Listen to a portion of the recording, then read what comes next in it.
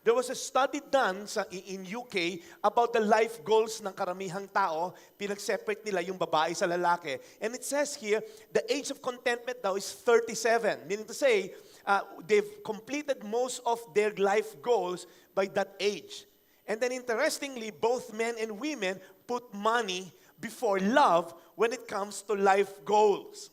Okay? Iba sa inyo, okay, kumita muna, kumita, and then saka lang mag-asawa. Gusto niyo malaman kung ano yung top 10 life goals ng mga tao abroad? I-google nyo. Ba't papahirapan nyo ako? May mga internet kayo, okay? Hindi, okay, ginoogle ko na, ang bilis, ano? So, sabi rito, the key stages in an ideal life, pareho, babae, financially, and lalaki, be financially secure. That's their, yun na yung ultimate. They can say, we have arrived. Pagka sila naging financially secure. And tinan mo yung mga babae, pangatlo lang yung getting married, ang mga lalaki mas gustong magpunta sa Hawaii kaysa mag-asawa. So, here's the thing. Is that the ultimate goal? Is that when you say, I have arrived, I have reached my goal? Kasi pag kinompartmentalize mo yan, it will all goes to those things na puro temporal. Money, position, getting married.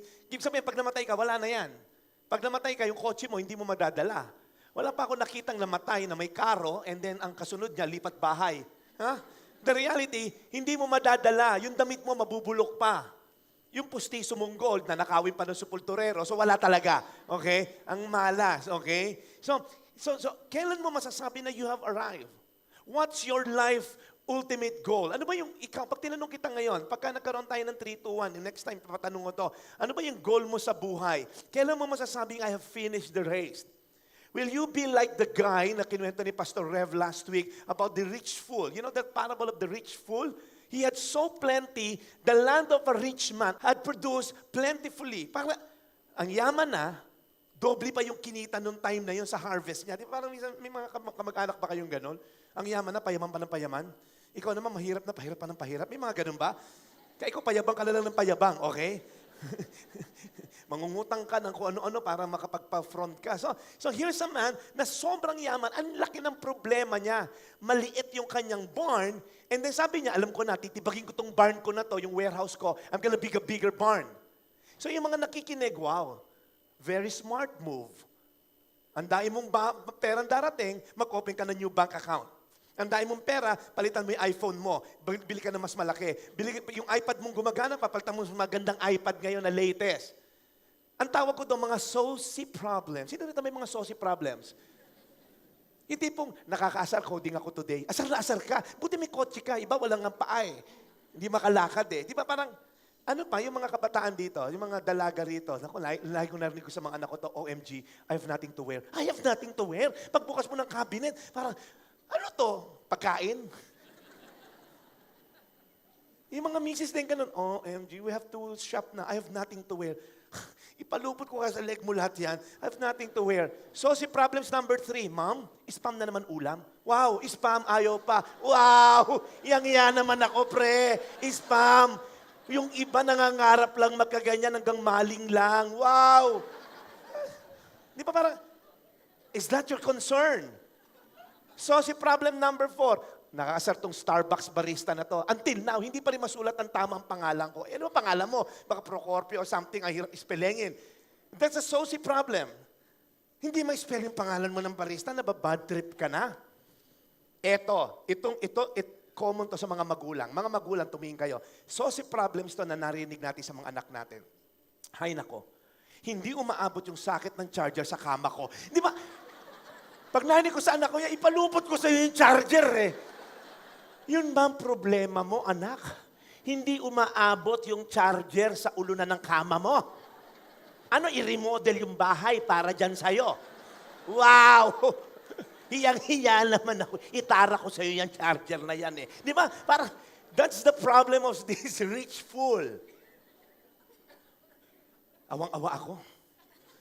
Ang dami niyang sobra, wala siya mapaglagyan. Now, he devised a plan to build a bigger barn, and sabi niya, alas, parang eureka moment ko to. Sabi niya, here's what I'm gonna do. I'll build a big barn. And sabi niya, I will say to my soul. Sino yung soul? Hindi ko alam, baka asawa niya. Sabi niya, soul, you have ample goods laid up for many years. Now, here's the plan. Relax, chill, eat, drink, and be merry. Wow. Nice plan, isn't it? Gumawa ka ng malaking barn, you can relax for the rest of your life. And then you can say, I have arrived, I'm done, I'm finished. But the problem is that the finish line that God has set for you? Is that the only goal in life? Because I'll tell you, it's a moving target. Kailan mo sasabing, satisfied na ako sa kita ko? Who among you here, 10 years ago, if I'm gonna tell you right now, kunyari, bibigyan kita ng salamin na makikita mo yung buhay mo 10 years ago. Sasabihin ko sa'yo, Luis, alam mo ba, 2015, ito magiging sweldo mo. 300,000 a month. Yung kasi sweldo na to. So 300,000 a month. Sasabihin ni Luis 10 years ago, kung magkatotoo yan, okay na ako for life, set for life. Pero here you are, gano'n na yung sweldo mo, and yet you're still not convinced na you have arrived, isn't it? Kung may magsasabi sa'yo 10 years ago yung sweldo mo ngayon, sabi mo, oh, kalokohan yan. Ako, sa sweldo ng ganon. But here you are, you're earning that much and still, hindi mo pa rin masabing satisfied ka na. God has set something more than what you're aiming for in this life. And for the past 3 weeks, we've been talking about the way God's way of handling money and the way the way people, this world, teaches us how to handle money. So there's a thin line that separates the two. Nung first week, pinag-usapan natin yung pagiging greedy mo, tanggalin mo yan and be content. 2 weeks ago, I preached about putting your hope in money, which is so uncertain, you become arrogant, but the true security lies in God alone. Remember, yung humiga-higa pa ako dito with Brian, and last week, Pastor Rev did a great job being selfish, tanggalin mo yan, and focus on being generous in all occasions. So those 3 things, ang hope natin, ma-transfer kayo sa kabilang side of the line and stay there. Because those 3 things, those are just temporal stuff. What we're aiming for is the eternal. Whatever we're doing, that's the reason why we're teaching you these 3 things as part of your life. Be a lifestyle. Maging generous in all occasion. Trusting in God in all occasion. Be content with what you have and not focus on what you don't have, because what you're aiming for are the things that are eternal. These things, temporal, kalimutan nyo na yan. And today we're going to talk about the benefits or the result once you keep on doing these 3 things. Pag naging lifestyle mo yan, you're actually accomplishing these 2 things. You're storing up treasures in heaven, and number 2, you're taking hold of what's truly life. That's going to be our main focus for today. And before we do that, let's just have a word of prayer. Okay lang po ba? Father, we thank you for the life that you have given us, the opportunity that you have given us to live a life that is truly life. And Lord, yung brevity in life is so real. We have only one life to live. And we should make the most out of it. We should make every opportunity count. So Lord, we pray na buksan mo yung mga puso namin na matutunan tong lifestyle na to, being generous, being content, and being trusting in you. Always, every moment of our life, so that we can accomplish these 2 things, that we can store up treasures in heaven, and we're going to take hold of what's truly life. Holy Spirit, minister to us this morning. In Jesus' name we pray. Amen. And then, naalala nyo, for the past 2 weeks, 3 weeks, we've been talking about these commands. Nung verse 17, commands those who are rich in the present world not to be arrogant, nor put their hope in wealth. And then sabi doon, but put their hope in God. It's a command. It's something na hindi mo gagawin naturally. That's why it has to be commanded. Yung nanay mo, kaya utos ng utos, linisin mo yung kwarto mo, because hindi mo yung gagawin left to yourself. Okay? That's why it has to be commanded. Verse 18, another command nakita natin. Pastor Reb taught about this last week. Teach them, command them to do good, to be rich in good works, to be generous, and ready to share. And sabi ron sa verse 19, there's this interesting word that says, thus. In other translation, it means, in this way. Okay? Sa pamamagitan na to, nung ginagawa mong command. If you're heeding those commands na be generous, be content, huwag kang maging arrogant, if you heed those commands, ito actually yung ginagawa mo. They're storing up treasures for themselves as a good foundation for the future, so that they may take hold of that which is truly life. Let's talk first about storing treasures for ourselves. Thus, storing treasure for themselves as a good foundation for the future. Point number 1, we're actually storing up treasures in heaven. That's why it's an ongoing lifestyle. It's an ongoing thing, being content. Hindi yung parang, kontento na ako check mo na yan. No. It's a lifestyle, being content, being humble and not arrogant, trusting God, doing good works, being rich in good works, being generous. You see, God is a rewarder. God's reward are beyond our comprehension and imagination. Sabi dito, thus storing up treasure for themselves as a good foundation. Yung iba pong translation says, as a firm foundation. Whenever you're doing good works, whenever you are, I'm not talking about good works for salvation, you're already saved, that's why kaya mong gumawa ng good works. Whenever you're helping others, whenever you're concerned to the needs of your neighbors, at hindi ka focus sa sarili mo, you actually have an ATM in heaven. Alam niyo ba yun? Meron tayong Bank of Heaven na parang nagde-deposit ka ron. Naniniwala ba kayo doon? Na meron kang ATM sa langit na one day, you will receive the reward. And then sabi dito, it's a firm foundation.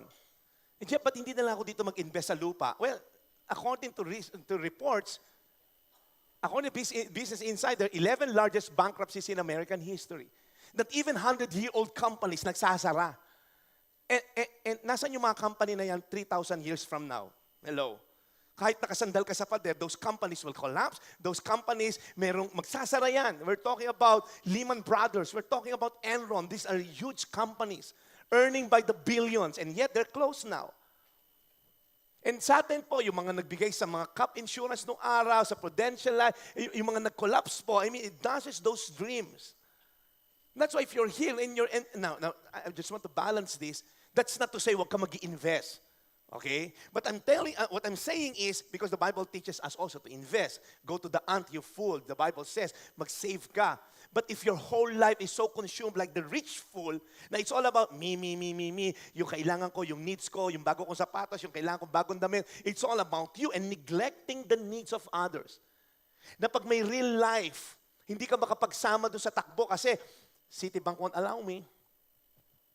Yung mga utang ko won't allow me. Abenson won't allow me. May inhulugan pa akong 24 months, zero interest. Pag may opportunity tumulong sa mga missionaries, sayang gusto kong tumulong but I'm beholden. I'm enslaved by my debt. And the Bible is very clear that the borrower is a slave to the lender. There are many things na gusto mong makatulong, pero beholden ka sa dami mong utang because you're living in a discontented life.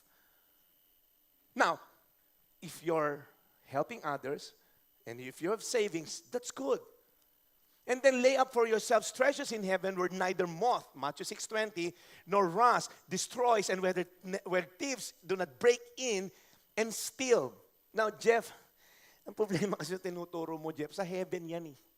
Walang check balance. Walang ATM na pwede ko ilan na kaya yung balance kong reward sa heaven? Ilan na kaya yung mga reward ko kay God? Saka, Jeff, heaven yan. Pag namatay ako, doon ko lang malalaman yung balance ko. Ang problema natin, we're always longing for the instant. We're living in a world na gusto mo lahat instant gratification. Gusto mo na ma-enjoy yung mga bagay na hindi mo pa naman dapat ma-enjoy. Premarital sex. Hindi mo pa dapat enjoy ng sex dahil hindi ka pa married, pero you want to experience it. And same thing, there are things na hindi mo pa dapat bilhin ngayon, binibili mo na. There are things na dapat sinesave mo muna. There are things na dapat ginagawa ka being generous, but because you're so consumed of the now, you know the tyranny of the now? Yung gusto mo, I want it now. I want it instant. Yung mga tumataya sa loto, yun, tyranny of the now. Gusto mo yumaman ngayon kahit wala kang paghirapan. Sabi ng iba, masama ba tumaya sa loto, Pastor? Magta-tights naman ako pag nanalo. Sinosyo pa si Lord. Our God is not a God of chances. Hello? Magtrabaho ka. Huwag kang umasa sa loto. Here's the thing, the tyranny of the now. You want to enjoy everything now and just suffer later. Wow. But if you look forward to the coming age na meron akong blessing that comes from God, tutulong ako sa mga tao nangangailangan whenever I have excess. After helping my immediate family, meron akong excess, I'm gonna help out those in need. I'm going to help out those students. I'm going to help out those campus ministers like Brian to reach out those students. I'm going to help out the missionaries na nag-reach out sa Pakistan kung saan lupalop ng mundo. Pero you're so consumed of yourself, hindi, kailangan ko mabili yung bagong Nike Air Max. Nagko-collect ako. Who told you na marami kang Air Max? Mas pogi points ka sa heaven. Let me tell you something, hindi mo madadala yung sa katutak na sapatos mo, kinukolekta na yan. Yung bag mo na nabubulok na sa cabinet mo, ibenta mo yan, pakainin mo yung mga real-life programs natin. Then you're storing treasures in heaven. Wow. Some of you here, you have so much bag sa closet mo, hindi mo alam kung anong gagamitin mo. Ano ba? Siya ko sana na lang. Ito na lang. Dahil sa dami mong iniisip. Atat ka eh. Okay? The tyranny of the now. Pag mayaman, iPhone. Pag mahirap, ipon. Okay? Huwag ka munang atat. Okay? Atat ka na eh. Okay? According to Solar, Solar is the Sun Life study of lifestyle, attitudes, and relationship. They talk about the financial independence ng mga Pilipino, that out of 100 Filipinos who are at the age of 65, taas yung kamay, kung 64 ka na ngayon. Mga sinungaling, walang nagtaas. Okay, so, okay, isa lang. Out of, tignan nyo to ha, kung mag-iedad ka na 65, ilan daw na Pilipino out of 100 ang financially independent? 45 aasa sa kamag-anak. Yun. Kaya kita pinag-nurse. Kami naman ang ampunin mo pagka ikaw ay nakapagtrabaho na. Meron man ganito, anak, ikaw na gumraduate ha, ikaw na bahala sa mga kapatid mo. Tay, 18 po'y kapatid ko. Ikaw na magpaaral niyan. Kawawa ang mga panganay. Sino itong mga panganay na ka-experience ng ganon? Ayan, patawarin nyo na yung mga magulang nyo ha. May bitterness ka pati. 45 asa sa relatives. Tingnan natin. Okay, 30% dahil mahirap ang kamag-anak, aasa sa charity. Wala mahirap din yung kamag-anak. Isang kaasa. Sa charity ka umasa, sa DPCSO, mangungutang ng kung anong-anong, mga sa AMSLY, lahat na, kung anong lie, inutangan na. And then 23 are still employed or nagmamanage sa maliit-liit na business. 65 na, namimigay pa ng flyer doon sa may LRT, kung anong networking. Now, I have nothing against if you're 65 and you're working, go. Pero sana naman, 65 ka na, at least consultant ka man lang. May na-accomplish ka man lang, hindi ka rank and file, 65 ka na. Mamira, 65 ka na eh.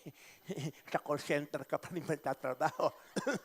So, may na-accomplish ka man lang. But because of your discontented life, 65 ka na, wala ka pa rin na-accomplish.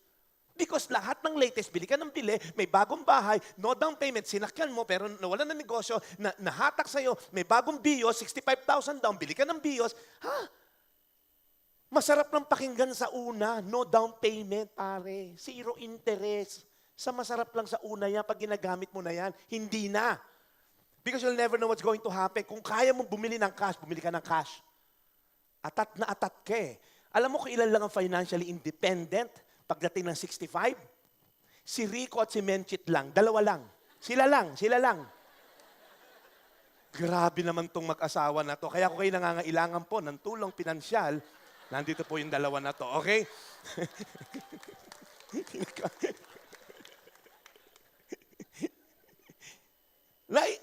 Tingin kayo, yung mga kabataan dito, yung mga 30 anyos na katulad ko pababa, tingin kayo.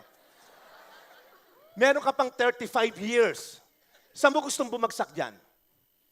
Huwag ka nang, pag ikaw nag-65 ka pa, bumagsak ka doon sa malaking 45%, hindi ko nakasalanan ha. Hindi mo kasalanang pinanganak kang mahirap. Mamatay kang mahirap, kasalanan mo na yon. Tamad ka eh. Pero pinakita ko na sa iyo ito ha. The tyranny of the now. Don't sacrifice what you want most for what you want now. What do you want most? A happy marriage, a great marriage. What do you want most? A memories with your children. Hindi mo magagawa yan dahil ang concern mo, puro sarili mo. Kung puro me. Kung puro, paano palakihin tong account, paano palakihin tong bahay, it will never end. It's a moving target.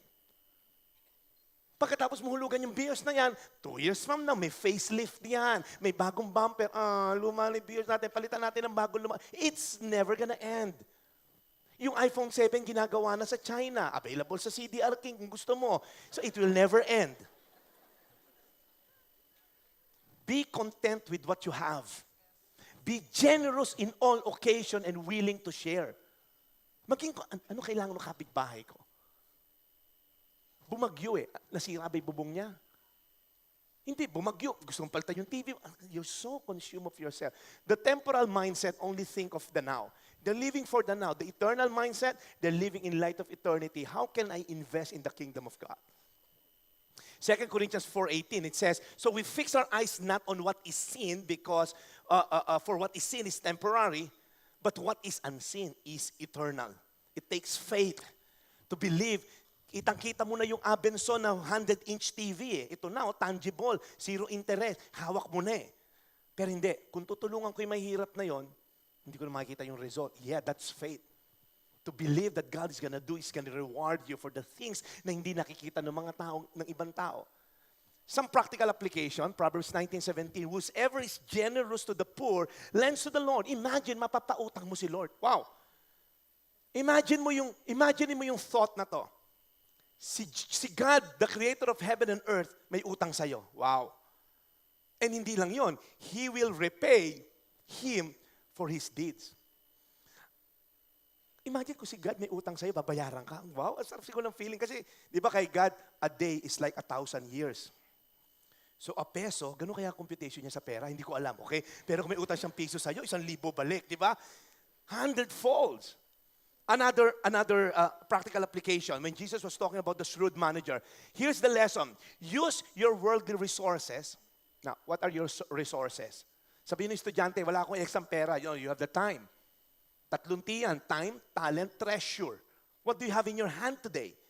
Wala kang treasure, pero you have so much time. Now, use your worldly resources now to benefit others and make friends. Now then, when your earthly possessions are gone, they will welcome you to an eternal home. Whose they? Yung mga taong natulungan mo sa pamamagitan ng perang inintrust sa'yo ni God, you leverage on it to bring people to Christ.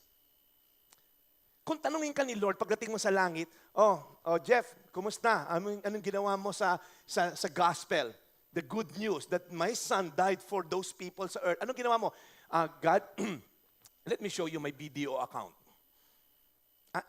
Walang kwenta yung pera dito kasi yung pavement dito, gold. So, walang kilala may pera mo. Hindi pinapansin namin dito. Ito yung mga titulo ng lupa ko nabili. Yung lupa mo, wala ring bearing dito yan. Kasi bababa yung new earth. So, ano nagawa mo? How many souls have you brought to the kingdom? 0. Kasi puro material things yung pinili mo. Puro personal things ang pinili mo. Puro me. I mean, last Friday and Saturday, we had our Victory Weekend. Ang Victory Weekend po, yung mga taong nagdi-disciple dito sa ating movement, nagdadala ng mga tao, and then sinatsaga nila for 7 sessions.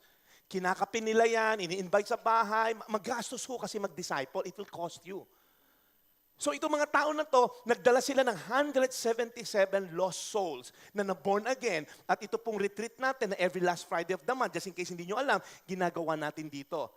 Sa whole day ng Friday, they're gonna understand what Jesus Christ accomplished at the cross.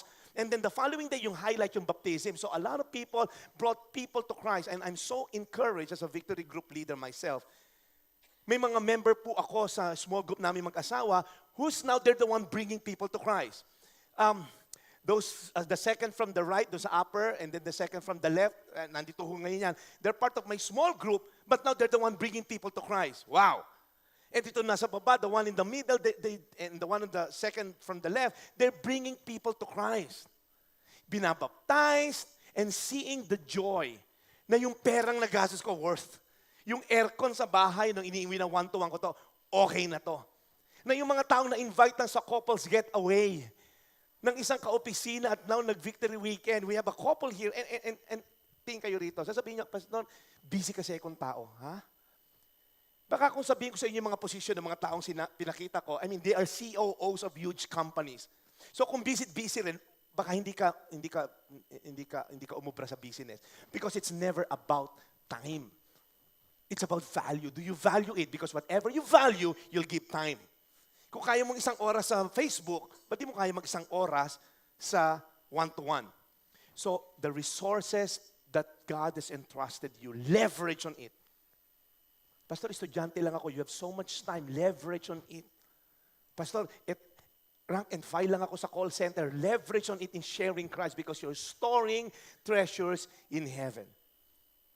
So that's the first point. Whenever the resources God has entrusted us, ginagamit mo for God's glory to bring people to Christ, you're actually storing up treasures in heaven.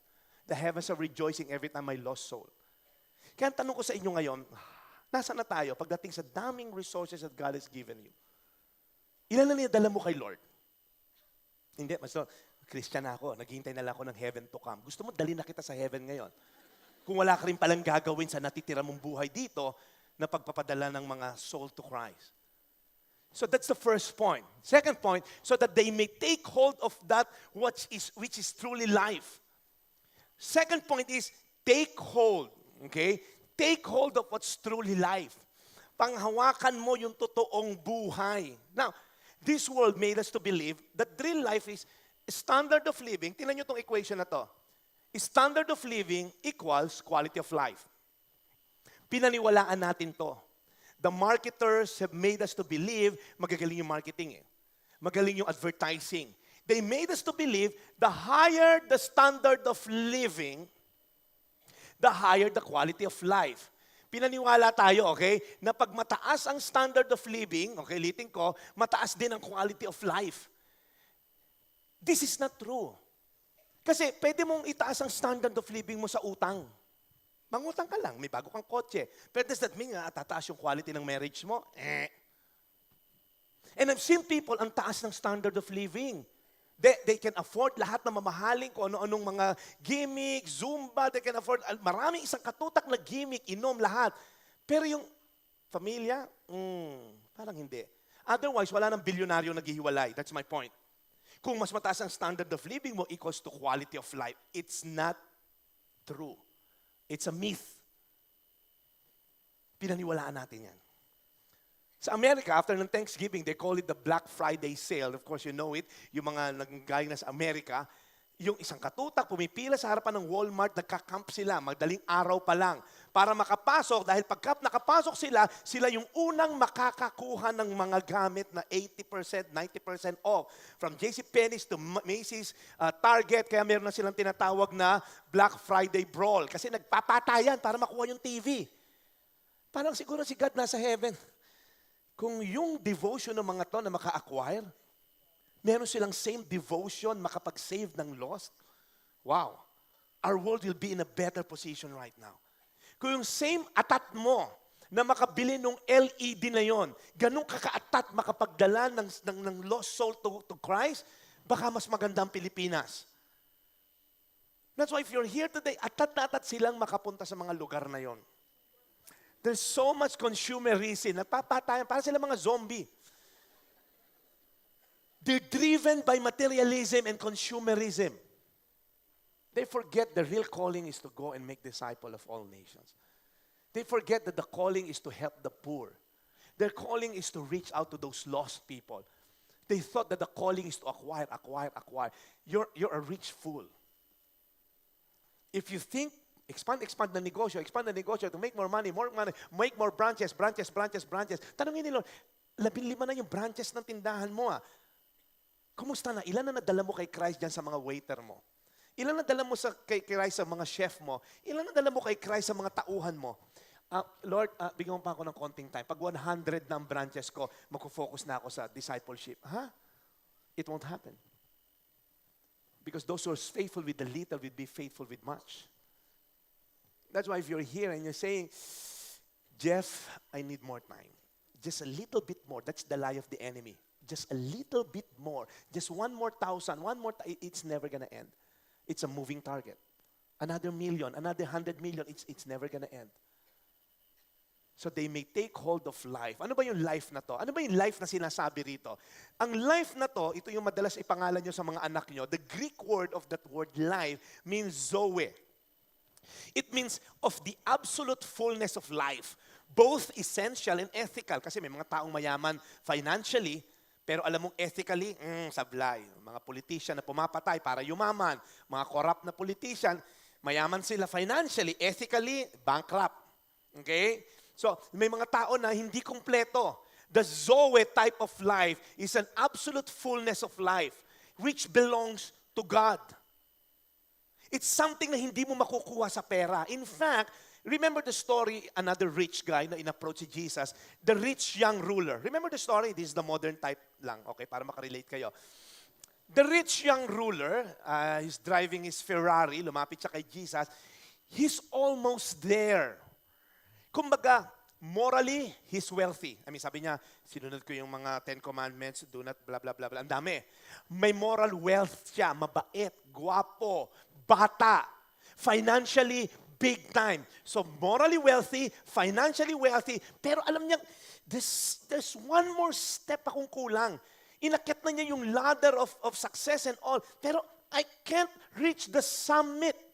Now he had an opportunity, he approached Jesus, baka alam ni Jesus yung way. Sabi niya, Teacher, what good thing must I do? So, una-una, mali ang premise niya.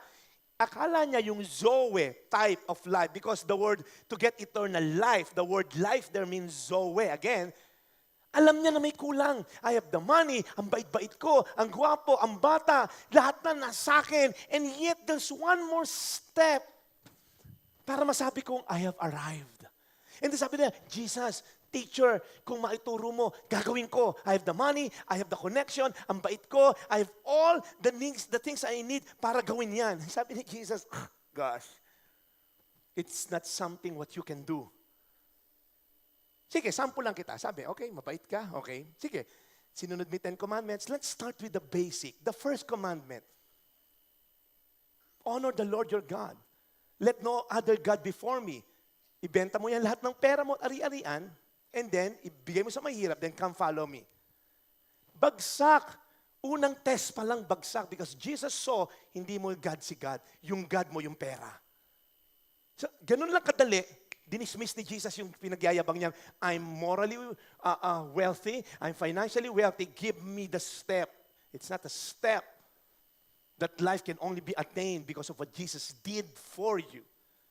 So he's looking for that Zoe, hindi niya makukuha yan. He can't. Because the way to the Zoe life is found in John 14:6. I am the way, Jesus speaking, the truth, and the life. The word life there, the Zoe life. Because we cannot experience true life apart from Jesus Christ. So those three things na tinuturo ko sa inyo, those three things na maging content, maging trusting in God, maging gracious in all occasion, maging generous, si Jesus ang kailangan nyo. If I'm gonna teach you those three things to be your lifestyle apart from Jesus, moralistic ang aking preaching. Gawin nyo to, gawin nyo to, gawin nyo to, gawin nyo. Paano mong gagawin? Willpower, sheer power, positive thinking, okay? No. Apart from Jesus Christ, who has been so generous to us, you cannot be generous. Apart from Jesus Christ, who's been so loving, you cannot love the poor.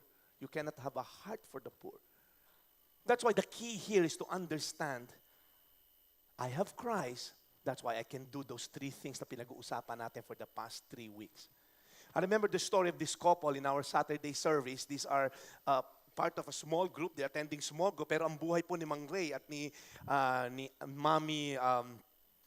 si Mami Rhea, kasi Ray asawa niya. Okay. Binigyan ng sariling pangalan, ano? Okay. So ito po si Daddy Ray, meron silang business, okay? I asked permission, tagal ko siyang kausap sa phone to give this testimony.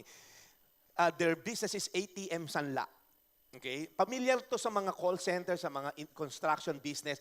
Ang ATM Sanla, kukunin nila ATM mo, of course, provided na may mga requirement, na may sweldo ka and all, bibigay ng advance yung sweldo mo, less 10%. Wow, talagang loan shark ang dating. So yung 10,000 mo, ito yung 15 na sweldo, makukuha mo na sa start of the week, start of the month, yung 9,000 na lang. Pagdating na 15, nakapag-withdraw na ba kayo? Yung isang babae lang, parang 6 hours sa ATM? May nasundan na kayong gano'n? May nasundan akong gano'n. Gusto kong gano'n sa ATM. Kanina ka pa. Nung pala, mga 300 na ATM wini-withdraw niya. May mga PIN code siya. Ano pa nga ito? Gano'n. Sabi ko, ate, gusto mong tulong? Kasi gano'n yung business nila. Advance yung sweldo, less than 10%. So umiikot na yung pera, about more than 1 million na yung mga pautang nila, umiikot, but they don't feel happy. Because alam nila, it has turned to a vicious cycle sa mga empleyado. Wala nang goal yung mga empleyado. Pag nakuha na yung sweldo ng uno, na i-good time na, yung 15, yung 15 days na itatrabaho nila, wala nang gana. Bira, naiinom ko na lahat kagabi, nabili ko na ng shoes, yung sweldo ko. Wala nang gana pumasok for 2 weeks. Because alam, there's nothing to look forward to. So napakasama talaga nung ganong cycle. If you're in that vicious cycle, lumabas ka na. Huwag ka na magsanla ng ATM. So until such time, nagkasakit yung asawa niya, and then sakit sa puso, lahat ng kinita nila napunta lang din doon in a span of weeks or months. Nawala lahat, yung 6 years na binubuno nila. Saka sabi, hindi kami makatulog, pastor. Merong hindi magbabayad, merong magtetreten, ang dami na, hindi talaga makatulog sa sakit sa ulo sa mga ganitong negosyo. Until yung anak nila na born again dito sa STI, dahil dinala dito sa youth service. Si Coach Brian ang nagdi-disciple sa mga leader natin dyan. At nadala po rito si Raynette. Isa po siyang anak ng mag-asawa. And of course, to make the long story short, when Jesus enters the picture, nababago ang buhay. Na born again yung bata na to, na reach out, nag-victory weekend, nagdala sa mga victory weekend, at yung prayer niya, one day, Lord, madala ko naman yung pamilya ko dahil alam kong problematic sila. Nadala yung pamilya. Ganun naman si Lord eh.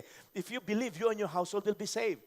So on the spot, after ma-disciple yung mga magulang niya, kasama niyang binaptize. Silang 4. Now tell me,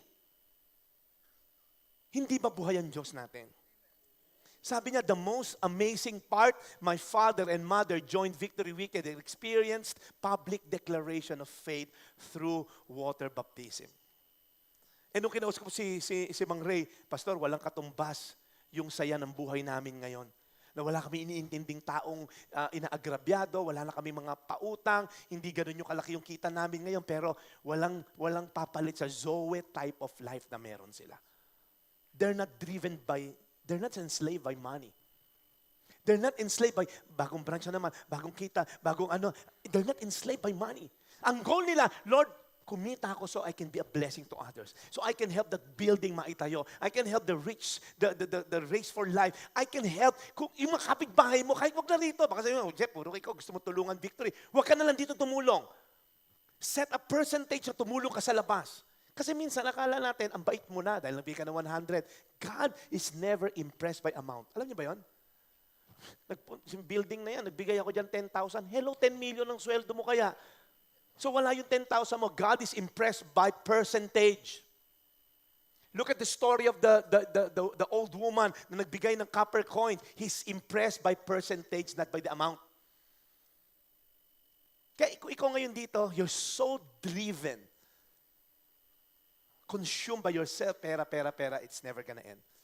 So as I end, eternal generosity, this true security can only found in Christ, the contentment. How I wish tatanim lahat to sa utak nyo. Matutunan nyo to in the past 3 weeks na pinag-uusapan natin. But you see, there's a challenge. And the challenge is being short-sighted. Pag nag-midnight sale ang Mega Mall, makakalimutan mo na tong contentment na to. Pag nag-midnight sale yung Sara ngayon, magse-sale ang Forever 21 sa Aura. Wala na, makakalimutan mo na ito. Ako, sinabi nga pala, Pastor, contentment, wala pa naman akong pera, tatakbo ko sa Sara. Pag nag-offer ng higher credit limit, yung credit card mo. Pag nag-launch ng bagong modelo ang Ford dito sa may Taguig, makakalimutan mo to. Because our challenge is being short-sighted.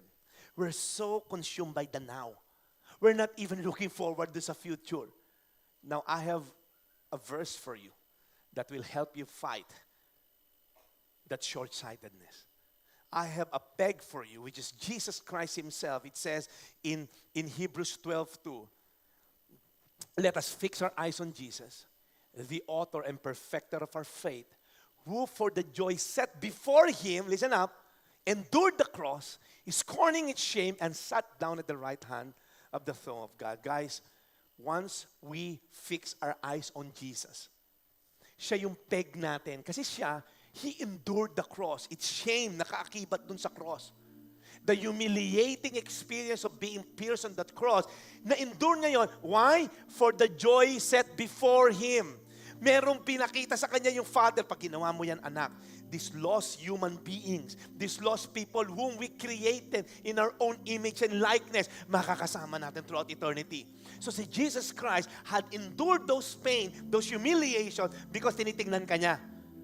Kung hindi ko gagawin to, hindi ko makakasama to si Jeff sa langit, hindi ko makakasama to si Rick, hindi ko makakasama to si Ella sa langit, kaya kailangan kong gawin to. And that's my challenge for you and me.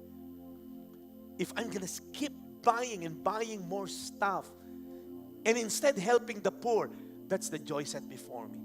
I'm lending to the Lord, and I'll be greatly rewarded at the end. Let's all stand on our feet today as we end this series.